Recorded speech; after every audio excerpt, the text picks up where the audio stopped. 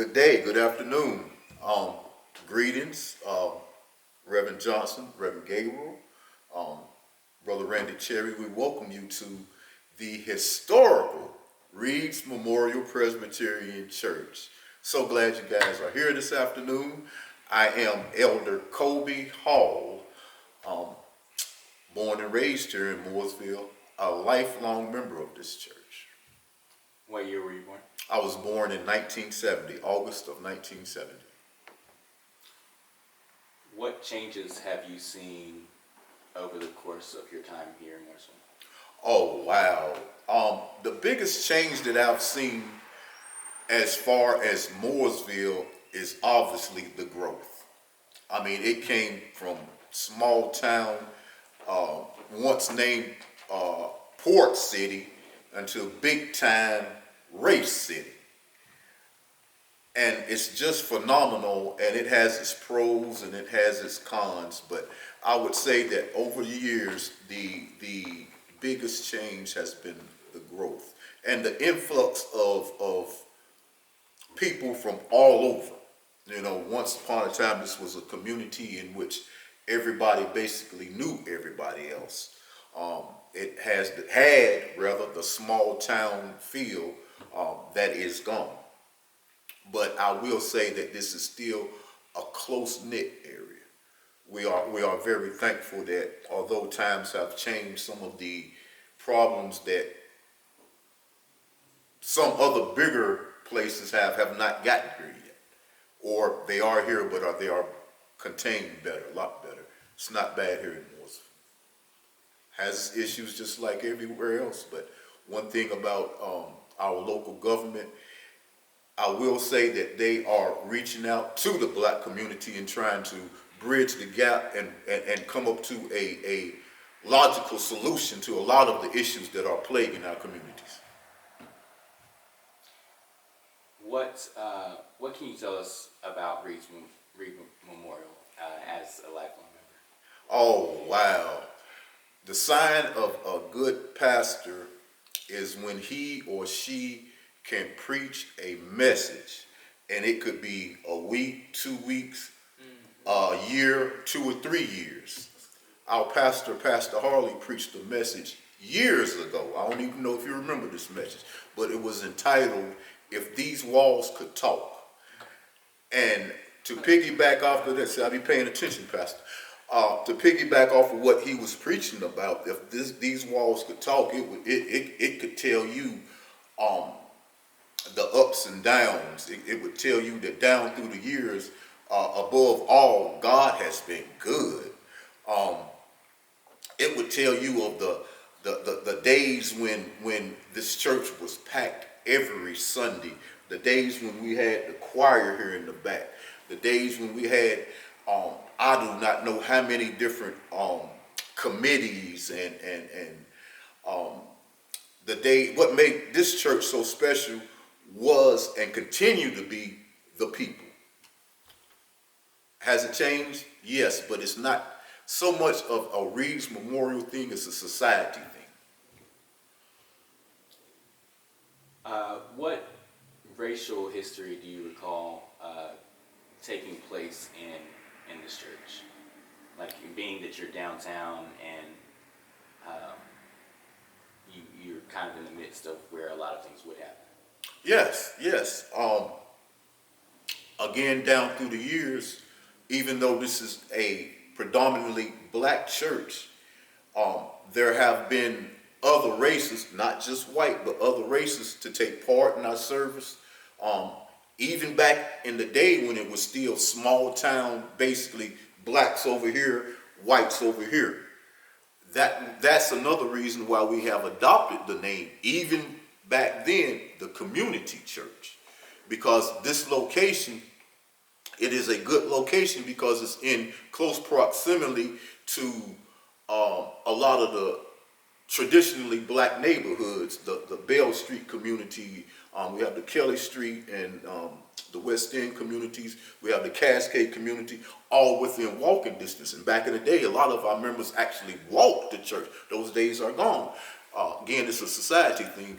But it's also a centralized location to Main Street, where a lot of the white businesses and the white business owners supported Reed's Memorial down through the years. I think what he was asking, some of the activities, racial activities has taken place. I know that, like Reverend Harvey said, that NWP have met here, and I do remember, 2 years ago when we had the town hall meeting here when they tried to kind of mess with the chief of police. Do you remember when we had? Yes, sir. Yes, sir. Yes, sir. Can you tell us about some of those meetings? Oh, and then again, these meetings have taken place down through the years regularly here at Reed's Memorial, and they are, number one, much needed. And sometimes they do get intense because you are one side against the other side. But we've always tried our best to meet on common ground. And one thing that this church stands for is unity among all people. Because where there's no unity, there's no love, and vice versa. Where there's no love, there is no unity. And this is what we continue to stand on even to this day, is love. Even for those that don't necessarily love us. Have all the meetings been productive? Absolutely not. I mean, we keep it transparent here. Have we accomplished what we set out to accomplish? Absolutely not. That's just the way society is. But the doors have always and will always continue to be open to such dialogue. What do you think needs to yet be accomplished in Mooresville on that front? Bridging the gap. As Mooresville grows, some of the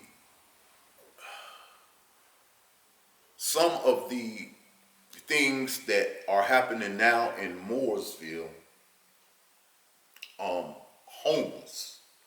The homeless population has skyrocketed here in Mooresville, unfortunately. There's not any type of facilities or any type of educational places for the homeless. There, to my knowledge, and correct me if anybody is wrong, there's nothing but them just being homeless. It seems that as Mooresville has grown financially, Mooresville has grown also, and let's say the wealth is going to the other side of Mooresville, to where the traditional side is kind of overlooked. That's another role that I do bring to this church, as I'm part of the community foundation for the town of Mooresville. I'm on that board. So the information that I get from those meetings, I bring back to not only this church, but spread it out to the community. And that's another thing that Reed's Memorial, we like to extend church beyond the walls. That's what Jesus called us to do, was to go out. And we go out, not just spreading, not hitting nobody across the head with a Bible. You get right, you gotta do this. But just showing love and information. Knowledge is power. Education is power. And that's what we try to do. Hey, let's stop for a second. I know we have 10 minutes. I want to move to church. Good afternoon, everybody. We were just on the subject of law enforcement back in the day and law enforcement now, the changes. And again, I had mentioned that I somewhat know the history of law enforcement back in the day here in Mooresville, with my father, Richard Hall, being the first African-American policeman here in Mooresville. And down through the years, I've heard of a lot of different stories, not only from him, but one of his best friends in the early days was another police officer by the name of Tommy Cross. And I've heard stories even with another good friend of them, Mr. Charlie Pinkston, who I believe was the first African American fireman here in Mooresville. So all of them, they ran into in a circle together, somewhat because they had to back in the day. Along with my uncle, Guy Griffin Jr. Again, he came right here out of Reeves Memorial, was the chief of detectives for the Iredell County Sheriff's Department. Again, this was when racism was a different face. I don't want to say racism doesn't exist, because now instead of sheets, they had behind a desk where you are a loan officer, or we'll get to that later. And we were talking in reference to my uncle Guy Griffin Sr. To this very day, he was the first. We are in technology age where we have the forensics and whatnot, but back then he was the very first person in the white or black in the state of North Carolina to get a murder conviction where they never found the body. This was in the 80s. They still have never found that body. In order for you to be certified law enforcement, you have to pass a test, and that's one of the questions to this day. So he was able to do that, and it's in the state historical books as well. So we and again come from right here, Reeves Memorial. So that's something we are proud of, and law enforcement in general then is a lot different now. Law enforcement, I don't want to paint a picture of all cops are bad, because they're not, but it's all about bridging that gap. Just as we need to get to know them, they need to get to know us too. They need to come to our neighborhoods in a friendly manner. They need to attend our because even back then, you know, we knew who they were. Now, it's like we don't even know. We need to get to community policing. So, I'm talking about to where the neighborhood for Bell Street, the neighborhood police officer is Officer Reynolds. I don't even know if that's an officer name. I just made that up. That's what we got to get back to.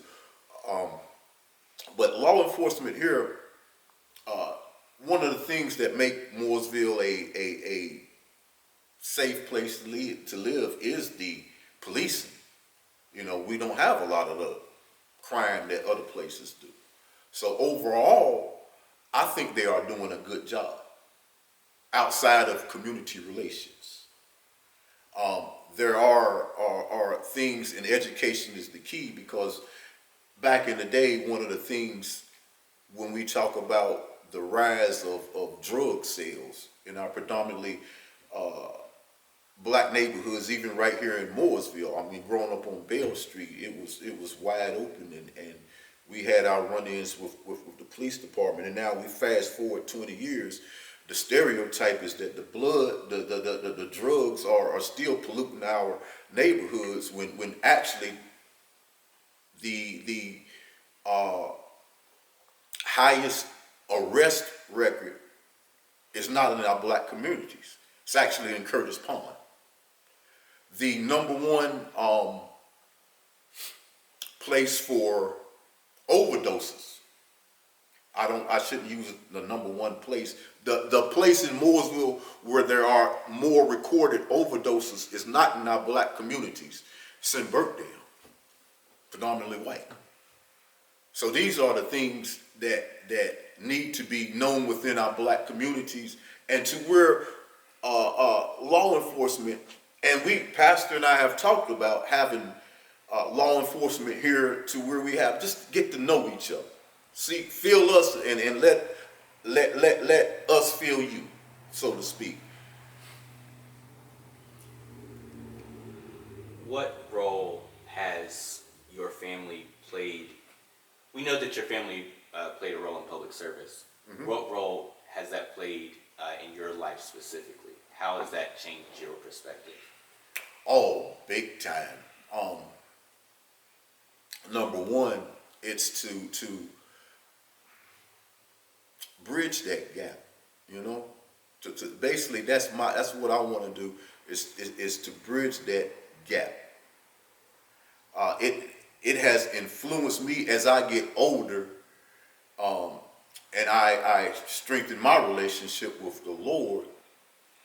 It's actually pushed me in the direction of public service. Actually, it is. It is. It's something that has been weighing on me. Again, I talked to Thurman, and the door has already been open for me to serve on the town board, and that's the direction I want to go. And the Lord is definitely pushing me in that direction. I don't want to instigate this, so answer this as authentically as you can. Are there any horror stories that you recall your father dealing with from the law enforcement side of things that dealt with race in Mooresville? Absolutely. Traffic stops, N-word from his own colleagues, being sent on wild goose chases, being sent to, hey, there's a call of a disturbance at XYZ Street. You get to XYZ Street where absolutely no one is there but your own colleagues who just talk to you any kind of way. You know, you showing up to work, constantly being harassed, you serving the exact same position as your white colleague, but your pay is a fraction of what your white colleague. You being sent to the most dangerous situations. You being sent to a domestic disturbance between a white man and a white woman in a white neighborhood. Why would you send, you know what I'm saying? When you have a complete force of their own. Now we talking 40 years ago. Can you imagine? Why would you send this one? Spit on,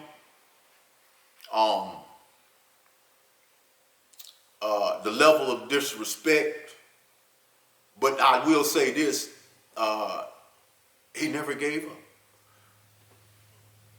The only reason he changed profession, he did it for the people. Of course, it wasn't the money. The only reason he changed professions were because he had started a family. And then, you know, it's about your family. You need money to pay for these kids now. So he went to driving a truck. He drove a truck for years, until his health started failing. Even then, he started driving the Christian tour bus until he just couldn't no more. But the horror stories, and again, if you were to interview Mother Gretchen, she could go more into detail because she was there every day, you know. But it was, some of the stories he shared with me was unimaginable. Even with my uncle, I can remember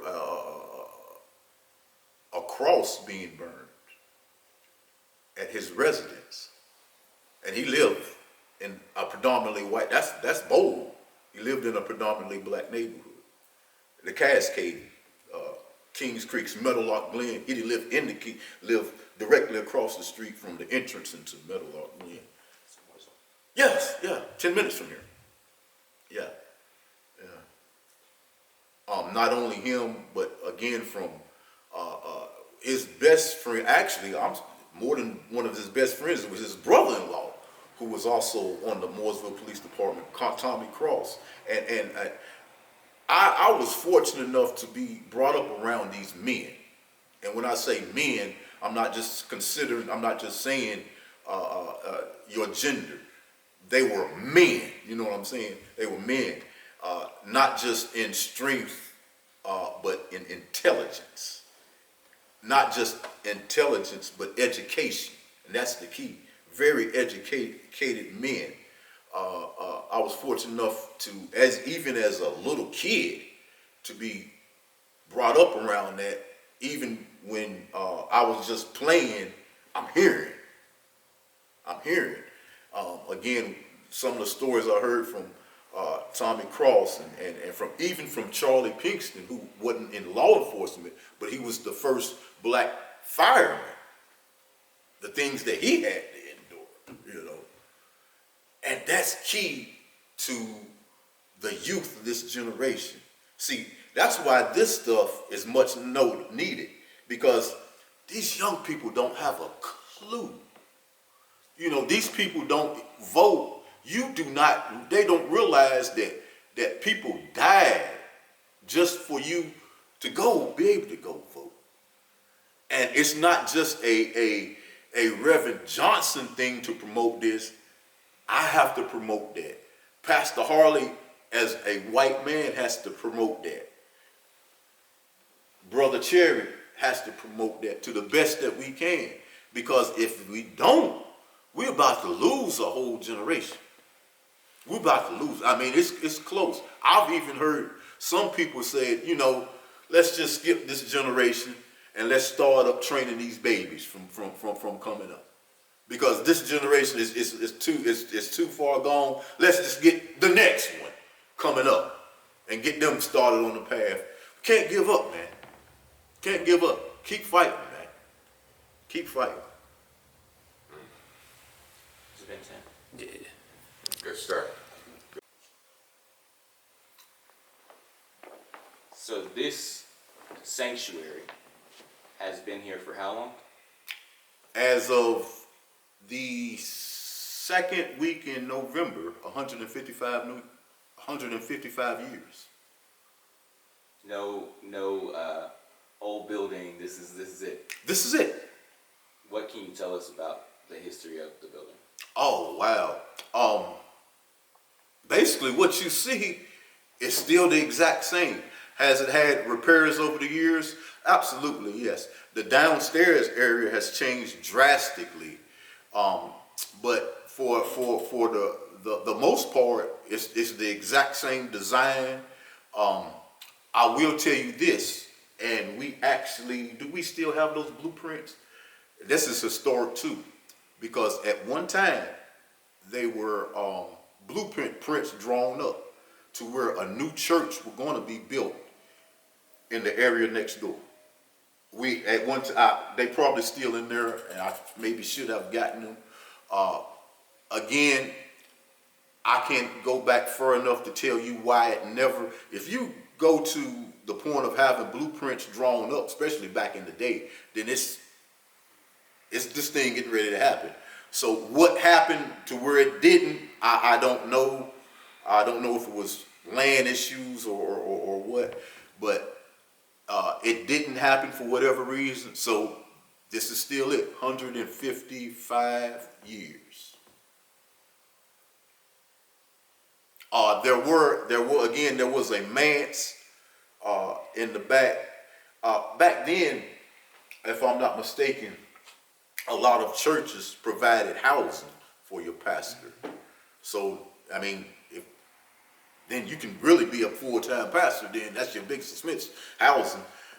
They provided housing, and I was told, I do not remember, I was told that the actual Sunday school, there was another building to the right of us here. It would be on your left to my right, in which they had Sunday school.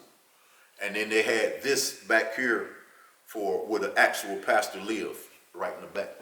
So those structures, of course, are no longer here. I could not tell you the reason why the house was torn down. I don't know if it was in need of repair, but I don't know. It sounds safe to say that this is the oldest predominantly black establishment in the downtown area. Is that correct? Oh, yes. Without a doubt. Without a doubt, yes. Do we need to get verification there? I'm looking up everything people talk about. Trying to not ask religious questions Oh, I mean, brother, go for it. because that's not related to the documentary. I think that's it. I think I just needed that specific. Healthcare, because he's been here. But since 70 though. No, but it's different from the people that was old. How do you feel that healthcare was as a African American person in America and in Mooresville was growing up, and how has that changed? Or has it? Healthcare. Let me give you a story about this. This was right here. We was at Vacation Bible School one summer. We were playing football right out through here. Right, I sprained my wrist really bad. Right, so back then, I think if I'm not mistaken, for black people, you either went to Dr. Lou or Dr. Henderson. To my knowledge, that's it. Or, as again, this was a church full of older people who have since passed on, most of them, you doctored yourself. And that's the case in which they did. They get dirt out of a garden, mix it with vinegar, make a plaster, put it on my arm, and wrap it with a paper bag. So that was kind of your healthcare system. Was it the best? No. Did it work? I guess. I don't know. But a lot of times it was number one, you didn't have a lot of healthcare choices.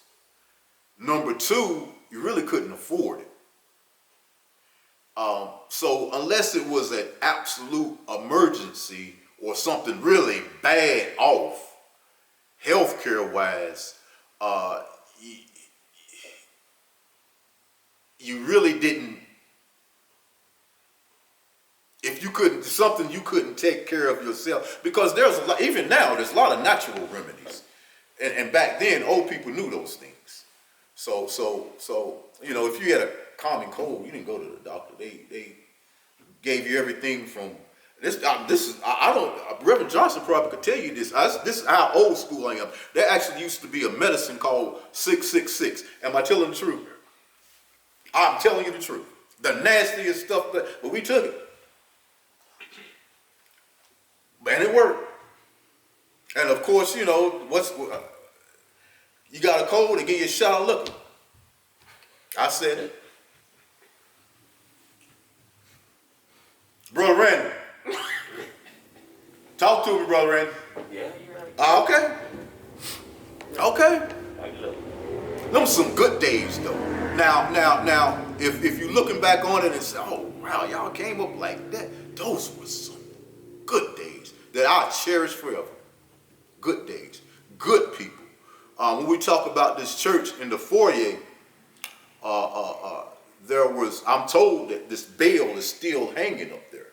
There was a long rope at 11 o'clock on the dot. We had a older guy. He worked at the hospital for years, attended this church till he just couldn't attend no more. His name was Mr. Eddie Graham from the West End community. He would stand back there and just ring. You could depend. That's another thing missing, being dependable. You could put your life on it. At 11 o'clock, he's right there ringing that bell. And you could hear this bell all the way from like where the Christian mission is. It was that loud. I'm told that bell is still up there. And Mr. Eddie Graham would sit in that very back seat back there. And again, it was packed, and we have a choir back then, and everybody would be singing, but the only voice you would hear would be his voice. And he couldn't sing a lick. But the Bible says, make a joyful noise. He did just that. I'm telling you, he'd be all off key, but one of the best dedicated men. Again, that's what's missing. To my knowledge, he never drove winter, spring, summer, and fall, he walked from West End, from where Jerusalem lived in that community. He walked from his home in West End all the way to church, walked all the way back, year round. And it's not only him. We lost a very good friend of mine. His name was Pastor Ralph Pfeiffer, came out of this church. His mother, if I'm not mistaken, her name was Miss Shirley. Miss Shirley Pfeiffer. She lived on Kelly Street. She walked winter, spring, summer, fall from the Kelly Street area to church. Every Sunday. They did not miss Sundays. It's a different day. And again, it's not a Reese Memorial thing. It's a society thing. Can you tell us your history of going to school? Yes. Actually, I went to school here, Parkview Elementary School. It's still in existence to the day. Again, we talked briefly about my dad. My mother actually lived in Atlanta. So I attended middle school in Atlanta. And kind of started hanging out with the wrong crowd. Hanging out with the wrong crowd in inner city Atlanta is different from hanging out with the wrong crowd here in Mooresville, North Carolina. So I came back up. I didn't come. I was sent back up here to Mooresville, North Carolina, and lived with my grandparents over on Bell Street community. And I attended Mooresville High School. And now I'm currently in Grace Biblical Institute Seminary. What can you tell us about your grandparents? Cornerstones of Reeves Memorial. The back plaque on the left-hand side, it'll say Mr. and Mrs. Guy Griffin Sr. My grandfather, he went to the military. After returning home from the military, he served in World War II. After returning home from the military, he had one job his entire life. He worked for Southern Railway. It was Southern Railway then. I'm not sure what it is now. And back then, he laid tracks. I'm 100% sure they have a machine to do it now. But back then, man, you had to lay them things and drive them spikes in, work in that condition all year round. He did that for 44 years. 44 years. My grandmother, she was a Sunday school teacher here, a very quiet woman. She didn't really say much, but she was extremely educated. She believed in education. I will give you a history fact about her, black history fact about her. Back then, our local newspaper, it was still called the Mooresville Tribune. Back then, they had a section in there that's called Black News. She was the first person to be to write for that call. I'm not going to say a reporter. She didn't really report, but she was the first person to write in the Black News. It reported church functions, deaths, community events, but it was just a separate section outside of the what was going on with. It was a traditionally white newspaper, just white, but it had that little black section. It was called Black Community News, and she did that. When do you recall that going away, or do you remember that? Oh, I tell you what, she passed in August of 1981. So she did it up until she passed because she passed. She didn't really have a per se illness. She had a heart attack at home. She was just gone. So after then, I do remember. Wow, this is good. Bring back a lot of memories. I do remember a lady. Her last name was Kelsey, did it for a while. And then I think it kind of just faded away to where I think there was not a section for just black community, but more of it was just iterated into the newspaper instead of just saying black community news. But I do recall that even after my grandmother passed, it went on for a little bit. Thank you. Eloise Kessler. If that name sounds, it just popped in my head, Eloise. I could be pronouncing that last name wrong. I don't know. I can tell you where she used to live at. There was a house, come out the driveway, you make this left. The entrance to the junction, where Bridie and her husband stayed, that house. That next field, it was a 2-story house there, way back in the day. The lady that lived there, whatever her name was, she was the one that did that community news. We talking years ago, Reverend Johnson. Yeah, For some reason, I'm just Eloise. That name is in my head. her name was Eloise, but I don't remember what the last name was. I know Yes, sir. that's a good interview, huh? Yeah, would be. I don't have any. Yeah, yes. So that was a good interview.